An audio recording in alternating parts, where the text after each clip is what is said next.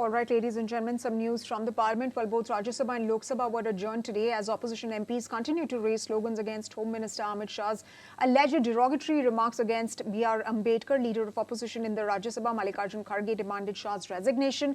Trinamool Congress also moved a privilege motion against the Home Minister. In fact, Prime Minister Narendra Modi then defended Amit Shah from the Congress's charge that he insulted Ambedkar in his speech in the Rajya Sabha, asserting that the Home Minister, in fact, exposed the party's dark history of insulting the architect of the Constitution, and that left the main opposition stung and stunned. In fact, Home Minister Amit Shah is addressing a press conference in New Delhi. Let's cut across and listen in to what he's saying.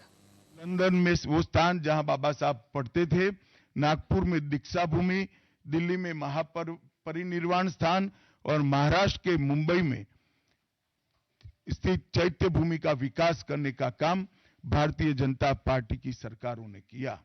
19 नवंबर 2015 को नरेंद्र मोदी जी ने अंबेडकर जी के सम्मान में 26 नवंबर को संविधान दिन घोषित किया। डॉक्टर अंबेडकर इंटरनेशनल सेंटर की स्थापना भी की। 2018 में प्रधानमंत्री नरेंद्र मोदी जी ने महापरिनिर्वाण स्थल पर डॉक्टर अंबेडकर स्मारक का उद्घाटन किया, जो लगभग 2 एकड़ में फैला है।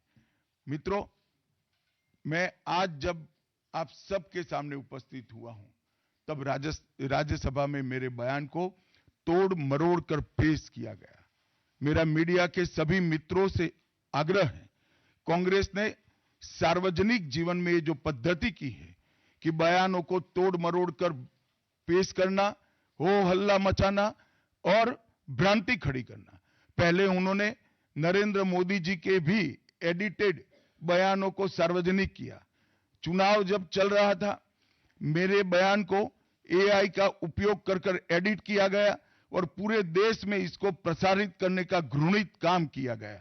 और आज अंबेडकर जी के लिए मेरी बात को तोड़ मरोड़ कर वो पेश कर रहे हैं। मैं स्पष्टता के साथ कहना चाहता हूं, मीडिया को विनती भी करना चाहता हूं कि मेरा पूरा बयान जनता के सामने रखिए। मैं वो पार्टी से आता हूं जो पार्टी कभी अंबेडकर जी का अपमान नहीं कर सकती। पहले जनसंघ और फिर भारतीय जनता पार्टी ने हमेशा अंबेडकर जी के सिद्धांतों के आधार पर चलने का प्रयास किया है। All right, so the Union Home Minister addressing a press conference in the national capital, alleging that his comments have been misquoted and quoted out of context. In fact, he also alleged that even AI was used to modify his comments. Remember, ladies and gentlemen, there was ruckus in the parliament today over his alleged anti-Ambedkar remarks. And like I was stating earlier, the Prime Minister had to defend him and state that the Congress's charge that he insulted Ambedkar is definitely not in the right. In fact, the Home Minister, what he did was he exposed the party's dark history of insulting the architect of the Constitution. And meanwhile, let's also look at what Rahul Gandhi had to say after he made those remarks. In fact, Rahul Gandhi's statement on Shah's alleged anti-Ambedkar remarks came in earlier in the day today. Constitution के खिलाफ है ये। इन्होंने कहा, ये पहले ही कह रहे थे कि कॉन्स्टिट्यूशन को हम चेंज करेंगे, ये इसके खिलाफ हैं। अंबेडकर जी के खिलाफ हैं, उनकी विचारधारा के खिलाफ हैं।